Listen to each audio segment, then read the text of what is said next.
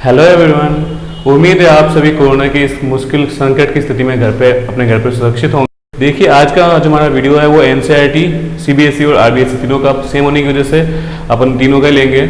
का जो class 7th है उसका चैप्टर फर्स्ट है जो कि है न्यूट्रिशन इन प्लांट्स, यानी पादपों में पोषण। अब देखो, अगर मैं बात करूँ इंसान की या ह्यूमन या एनिमल्स की, तो सभी फूड कंज्यूम करते हैं, लेकिन अगर बात की जाए पादपों की यानी प्लांट्स की, तो वो अपना फूड कैसे कंज्यूम करते हैं, कैसे उसको प्रोड्यूस करते हैं, यानी वह अपना जो पोषण है वो किस प्रकार से करते हैं और किस प्रकार से अपना भोजन का निर्माण करते हैं। इस चैप्टर में बेसिकली यही है। ठीक है, इस पोषण के आधार पर यानी इस न्यूट्रिशन के बेसिस पे हमने इनको दो भागों में बांटा है। Mode of nutrition in plants के बेसिस पे, यानी कि पादपों में पोषण विधि के आधार पे हमने पादपों को दो कैटेगरीज में बांट दिया, यानी प्लांट्स को दो कैटेगरीज में बांट दिया, दो वर्गों में। एक है ऑटोट्रॉफिक, दूसरा है हेटेरोट्रॉफिक, यानी कि स्वपोषण करने वाले और विषम पोषण करने वाले। ठीक है, ऑटोट्रॉपिक की मैं बात करूं तो ऑटोट्रॉपिक जो है वो दो वर्ड्स यानी ऑटो और ट्रॉपिक से मिलकर बने हुए हैं, यानी कि खुद का खाना खुद बनाने वाले वो कहलाते हैं ऑटोट्रॉपिक। और स्वपोषण की बात करें तो स्वपोषण, स्व मतलब खुद का, पोषण मतलब खाना बनाने वाले। हेटेरोट्रॉपिक की बात करें तो हेटेरो मतलब दूसरों पर, ट्रॉपिक मतलब दूसरों से, और ट्रॉफिक मतलब पोषण के लिए डिपेंड होना।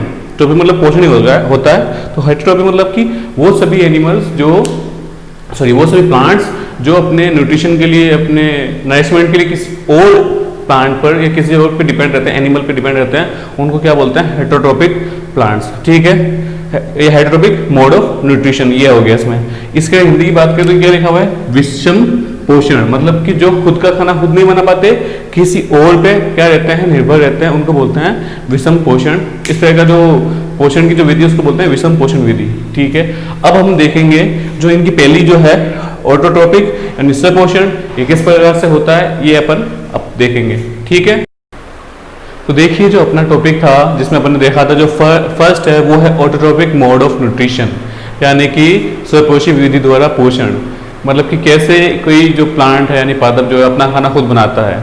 तो देखो, जो प्रोसेस होती है जिसमें कोई प्लांट्स है वो अपना खाना खुद बनाते हैं, या जो पादप है अपना खाना खुद बनाते हैं, वो क्षमता है, उस प्रोसेस को क्या बोलते हैं? उस प्रोसेस को बोलते हैं फोटोसिंथेसिस या प्रकाश संश्लेषण। अब फोटोसिंथेसिस या प्रकाश संश्लेषण में याद रखना, ये जो वर्ड लिखा हुआ है प्रकाश या फोटो, इसका मतलब होता है सनलाइट, मतलब कि जो प्रोसेस होती है सनलाइट की प्रेजेंस में होती है। अब इसके लिए क्या क्या रिक्वायरमेंट होती है? देखो, इसके लिए मतलब फोटोसिंथेसिस के लिए कोई प्लांट फोटोसिंथेसिस कर सकता है नहीं कर सकता, उसके लिए चार चीज़ें जरूरी होती है। पहला है वाटर एंड मिनरल। प्लांट्स को क्या चाहिए? वाटर एंड मिनरल चाहिए। वो किसके थ्रू लेते हैं? वाटर एंड मिनरल्स जो है वो रूट्स के थ्रू लेते हैं, है ना। जो उनकी रूट्स होती है, जो जड़ें हैं, उनके द्वारा जो वाटर यानी कि जल और मिनरल यानी कि खनिज जो है वो पादप जो है जड़ द्वारा ग्रहण करते हैं। ठीक है, नेक्स्ट जो है वो है कार्बन डाइऑक्साइड। कार्बन डाइऑक्साइड क्या है? कार्बन डाइऑक्साइड एक गैस होती है जो एटमॉस्फेयर में प्रेजेंट होती है। तो कार्बन डाइऑक्साइड जो है वो कौन लेता है? ग्रीन प्लांट्स लेते हैं ताकि वो अपना खाना बना सके। अब ग्रीन प्लांट्स कैसे लेते हैं? हमारे तो नाक होती है जिसके थ्रू हम ऑक्सीजन जो है वो लेते हैं। अब प्लांट्स की नाक नहीं होती है, प्लांट्स कैसे लेते हैं? अब देखना, प्लांट्स की जो लीव्स होती है ना, उसके ऊपर बहुत ज़्यादा छोटे छोटे क्या होते हैं? टीनी होल्स होते हैं, मतलब छोटे छोटे पादप की जो पत्तियां होती है उन पत्तियों पर क्या होते हैं? बहुत छोटे छोटे छिद्र होते हैं, जिन छिद्रों को क्या बोलते हैं? इंग्लिश में बोलते हैं स्टोमेटा, उन टीनी होल्स को हिंदी बोलते हैं रंध्र। उनके द्वारा ही क्या होता है? कार्बन डाइऑक्साइड या मतलब गैसेस और वाटर का क्या होता है? एक्सचेंज होता है, मतलब उन्हीं छिद्रों के द्वारा गैसें और जो जल है उनका एटमॉस्फेयर यानी वातावरण और पादप में क्या होता है? आदान प्रदान होता है। तो अपन ने वाटर और जो मिनरल है उसको तो लिया रूट से, और कार्बन डाइऑक्साइड को लिया स्टोमेटा यानी कि रंध्र से। अब ये दोनों तो चलो मान लिया कि ये दोनों इंपॉर्टेंट है, कि मैंने मान लिया कि किसी इंसान को मैंने वाटर दे दिया और कार्बन डाइऑक्साइड दे दिया, उसको बोला मैंने कि भाई खाना बना, मतलब जैसे फूड खाना बनाता है वैसे तो अपना खाना बना, तो बोलेगा सर मेरे लिए पॉसिबल नहीं है। क्यों? क्योंकि उसके लिए एक जरूरी है सनलाइट और फोटो क्लोरोफिल। अब सनलाइट यानी कि ये जो प्रोसेस, जितनी प्रोसेस होती है उसके लिए पेड़ पौधे हैं, प्लांट्स हैं, उनको क्या चाहिए होती है? एनर्जी चाहिए होती है। अब एनर्जी कहाँ से लेते हैं? वो एनर्जी लेते हैं यानी ऊर्जा का जो स्रोत होता है यानी सोर्स होता है वो क्या होता है? सनलाइट होती है। सनलाइट की जो एनर्जी है वही यूज लेते हैं अपना खाना बनाने के लिए, सूर्य का प्रकाश। तो ये भी हमारे लिए बहुत जरूरी है अगर फोटोसिंथेसिस के लिए देखा जाए तो। इसके बाद में आता है क्लोरोफिल। क्लोरोफिल क्या होता है? अगर आपने ध्यान से देखा हो कि अगर आपने देखा है कि जो पेड़ की जो पत्तियां हैं वो किस कलर की होती है? पेड़ की जो पत्तियां हैं वो नॉर्मली हरे कलर की होती है। उनका हरा कलर होने का रीजन होता है उसके उनके अंदर का एक पिगमेंट, उनके अंदर ग्रीन यानी हरे कलर का एक पिगमेंट यानी कि एक ग्रीन कलर का क्या होता है, वर्णक, यानी हरे कलर का एक वर्णक होता है, जिस वर्णक की वजह से उनका जो कलर है वो कैसा होता है, उनका कलर होता है हरा।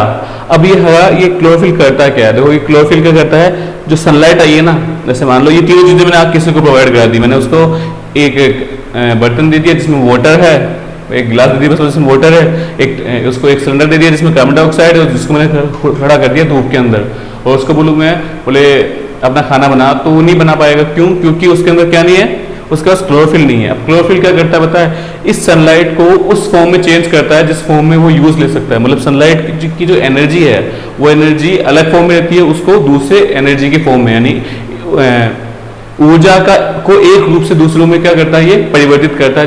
ठीक है, अब क्लोरोफिल जो है वो ग्रीन कलर का होता है। अब ये चार जो आवश्यक शर्तें हैं या जो नेसेसरी कंडीशन है, अगर ये सेटिस्फाई कर रही है, मतलब किसी प्लांट को आप वाटर दे रहे हो, कार्बन डाइऑक्साइड उसको मिल रही है, सनलाइट है और उसके अंदर क्लोरोफिल प्रेजेंट है, तो वो क्या बनाएगा, खाना बनाएगा। अब खाना कैसे बनाएगा, देखो वो जो कार्बन डाइऑक्साइड है जिसको उसने एटमॉस्फेयर यानी कि वातावरण से लिया, और वाटर जिसको उसने लिया रूट से, इन दोनों को सनलाइट की प्रेजेंस यानी प्रकाश की उपस्थिति और क्लोरोफिल यानी कि क्लोरोफिल की प्रेजेंस में क्या करेगा, उन दोनों को चेंज करके किसमें चेंज कर देगा, C6H12O6। ये क्या है, ये ग्लूकोज को बोलते हैं।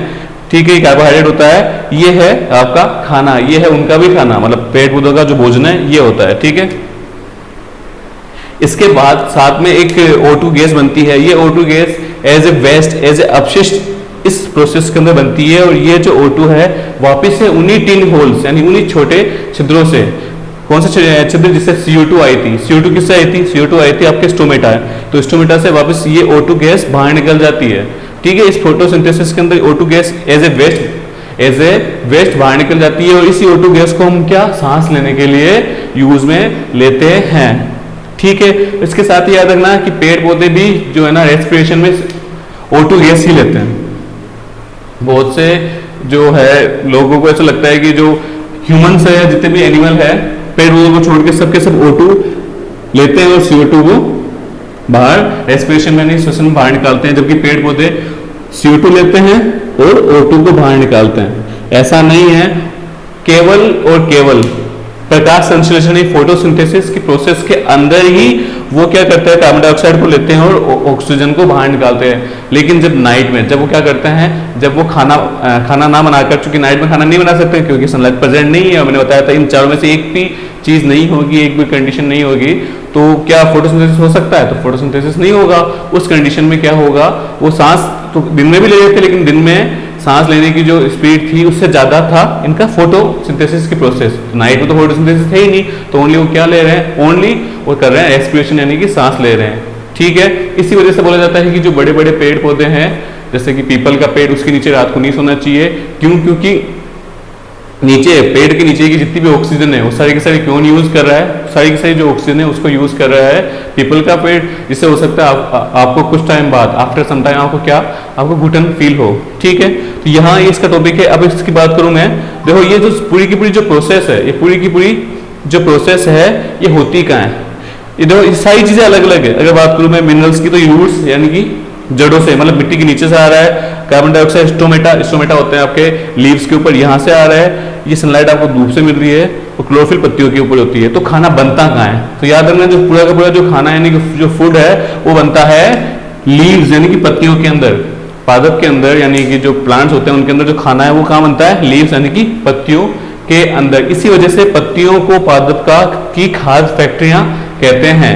इसी वजह से leaves are food factories of plants. ठीक है, अगर मैं बात करूं इसकी डेफिनेशन की, तो इसकी डेफिनेशन क्या हो जाएगी कि photosynthesis is a process in which the leaves of a plant which contain chlorophyll in the presence of sunlight have ability to synthesize their food by using carbon dioxide from the atmosphere and water from the roots। ठीक है, ये तो हो गया English में। और बोलूंगा कि photosynthesis is a process in which the leaves of a green plant which contain chlorophyll in the presence of sunlight can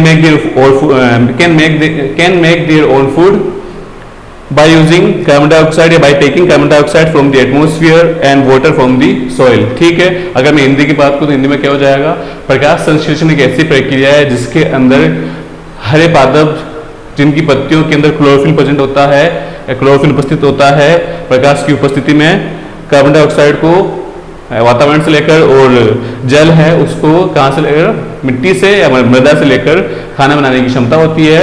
ये जो प्रक्रिया है, इस प्रक्रिया को क्या कहते हैं, इस प्रोसेस को क्या कहते हैं, प्रकाश संश्लेषण कहते हैं। तो आज अपना जो टॉपिक था, जिसको मैंने कल बताया था तुम्हें कि अपन मोड ऑफ न्यूट्रिशन को 2 पार्ट्स में पढ़ेंगे। एक था ऑटोट्रोपिक यानी स्वय पोषण, दूसरा था विषम पोषण यानी कि हेटरोटॉपिक। तो अपना जो हेटरोटॉपिक है वो खत्म हो गया है।